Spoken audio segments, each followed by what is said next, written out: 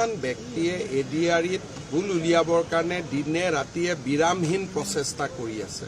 মই তেওঁলোকক ধন্যবাদ আৰু অভিনন্দন জনাইছোঁ। আপোনালোকে যিমান খুঁত উলিয়াব যে খুঁত উলিয়াই থাকক।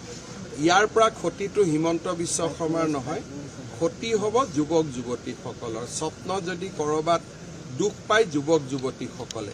গতিকে এই যে এডিআৰি পৰীক্ষাক লৈ ভুল নোহোৱা এটা পৰীক্ষাত ভুল উলিয়াবৰ কাৰণে সংবাদ মাধ্যম এছাম মহলৰ যি অবিৰাম প্ৰচেষ্টা, তাত মই এজন পিতৃ হিচাপে দুখ আৰু শোক পোৱাৰ বাদে মোৰ আগত কোনো ৰাস্তা নাই।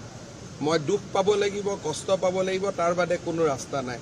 হিমন্ত বিশ্ব শৰ্মাক বেয়া পাওক, কিন্তু 11 লাখ যুৱক যুৱতীক আপোনালোকে বেয়া নাপাব। নাই কালি চাওক, যেতিয়া ঘৰত ডাঙৰ এটা উৎসৱ হয়, ক'ৰবাত কিবা অকণমান খেলি মেলি থাকে, সেইখিনিয়ে পৰীক্ষাটোত প্ৰভাৱ নেপেলায়। এইবিলাকৰ সাহিত্য সভা হ'লে আগতে আমি পেপাৰত পঢ়িছিলোঁ পাৰ্শ্বজ্যোতি বুলি। এইবিলাক পাৰ্শ্বজ্যোতি, কিবা ডাঙৰ পৰীক্ষা হ'লে, কিন্তু তাকে লৈ চুট পেণ্ট পিন্ধি টিভিত ওলাই যে পৰীক্ষা বেয়া হৈ গ'ল বা প্ৰশ্ন কাকত ওলাই গ'ল, যিটো প্ৰচেষ্টা, এই প্ৰচেষ্টাই অসমৰ সংবাদ মাধ্যমক যুৱক যুৱতীৰ পৰা আঁতৰাই লৈ যাব। পৰীক্ষাটো সকলো ভালেই হ'ব, পৰীক্ষা নিশ্চিতভাৱে ভাল পাব। দুখীয়া ল'ৰা ছোৱালীয়ে চাকৰি পাব। যেতিয়া চাকৰি ৰিজাল্ট ওলাব, প্ৰতিজনৰ দেউতাক মাকৰ খবৰ ল'ব। সাহস থাকিলে ষ্টুডিঅ'টো দেউতাক মাকক মাতিব। দুখীয়া দৰিদ্ৰ পৰিয়ালে চাকৰি পাব। কিন্তু পৰীক্ষাটোত ভুল উলিয়াবৰ কাৰণে একাংশ সংবাদ মাধ্যম যেনেকৈ নামি পৰিছে, তেনেকুৱা হ'লেতো কোনেও পৰীক্ষাই নাপাতিব ভৱিষ্যতে ভয়তে। মই ভয় নকৰোঁ বুলিহে পৰীক্ষাটো পাতি আছোঁ। মোৰ পিছততো পৰীক্ষা পাতিবই মানুহে ভয় কৰিব। 17তো তাৰ পিছত পৰীক্ষা হৈ যোৱাৰ পিছত প্ৰশ্নৰ কাকতখনটো এতিয়া খোলা হৈ গ'ল। অহাকালিতো আমি দিয়েই দিম 29 তাৰিখৰ পৰীক্ষা। পৰীক্ষা হোৱাৰ পিছত প্ৰশ্নৰ কাকতখনৰ মূল্য কি থাকিলে? হৈ যোৱা পৰীক্ষা এটাৰ পিছত প্ৰশ্নৰ কাকতখন তাৰ মূল্য কি? সেইকাৰণে মই এইবাৰ সেৱাক কৈছোঁ, প্ৰশ্নৰ কাকতখন ঘৰতে লৈ যাব দিব। নহ'লে সংবাদ মাধ্যমে এইখনক লৈ ৰাজনীতি কৰি থাকিব। OMR চিটটো ওলোৱা নাই।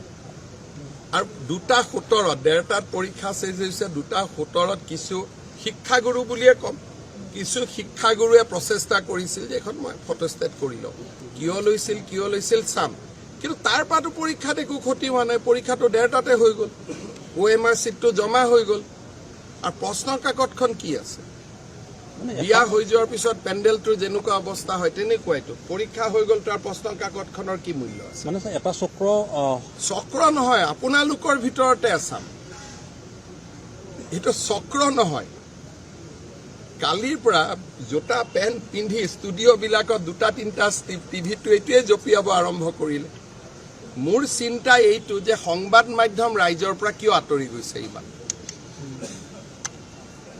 আপোনালোকে ইমান আঁতৰি যোৱাৰ প্ৰয়োজন নাই। 11 লাখ ল'ৰা ছোৱালীক পৰীক্ষা বেয়া হোৱা বুলি কৈ দিলে, ৰাতিটো 2-এজনে আত্মহত্যাও কৰি ল'লেহেঁতেন দুখত কষ্টত। যে ইমান পৰীক্ষা দিলোঁ, চৰকাৰক এটা সোধা নাই যে কি ঘটনা হৈছে। আগতে নিউজ বজাই দিলে। এটাতো সোধক চৰকাৰক যে 11 লাখ ল'ৰা ছোৱালীৰ জীৱন জড়িত হৈ আছে। যদি ভুল কথা এটা লওঁ, ৰাতি কোনোবাই আত্মহত্যাও কৰি দিব পাৰে। অসমৰ 2-এটা সংবাদ মাধ্যম, মই নাম নকওঁ আৰু বিশ্ব